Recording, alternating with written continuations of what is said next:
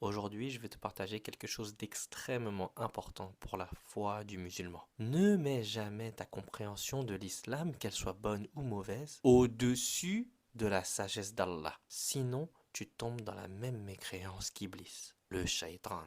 Pour te rappeler, Allah a dit que Iblis est un mécréant lorsque Iblis a refusé d'obéir à Allah par orgueil, parce qu'il a mis son raisonnement au-dessus de la sagesse d'Allah. Et il a voulu rejeter le destin d'Allah. Et donc, même si Iblis croit en Allah, il est quand même mécréant, car il a rejeté plusieurs piliers de la foi. En refusant d'obéir par orgueil, il a mis son incompréhension de l'ordre d'Allah et son raisonnement au-dessus de la sagesse d'Allah. Et il n'a pas accepté le destin d'Allah. Et en plus de tout cela, il a refusé de se repentir.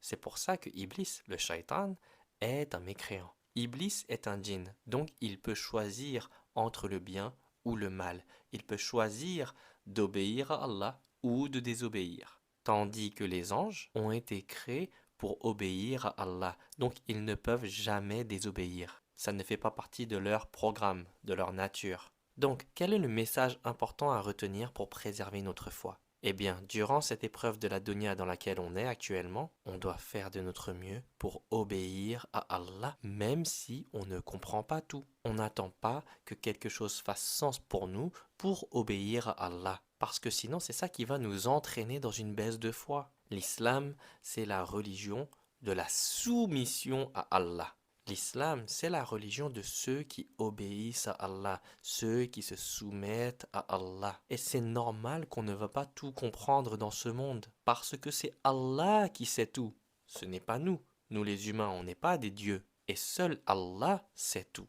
Seul Allah connaît tout et comprend tout. Nous, en tant qu'humains, on aura toujours des incompréhensions. Et c'est à ce moment-là qu'on doit faire confiance en notre Seigneur, placer notre confiance en Allah et choisir de se soumettre à Allah même lorsqu'on ne comprend pas. On fait confiance en notre Seigneur et on obéit à Allah. Et regarde d'ailleurs dans la Sourate 2, ayat 30, dans une traduction rapprochée du sens de la parole d'Allah, Allah dit: lorsque ton Seigneur dit aux anges, je vais installer sur terre une succession, en parlant d'Adam alayhi salam et sa filiation.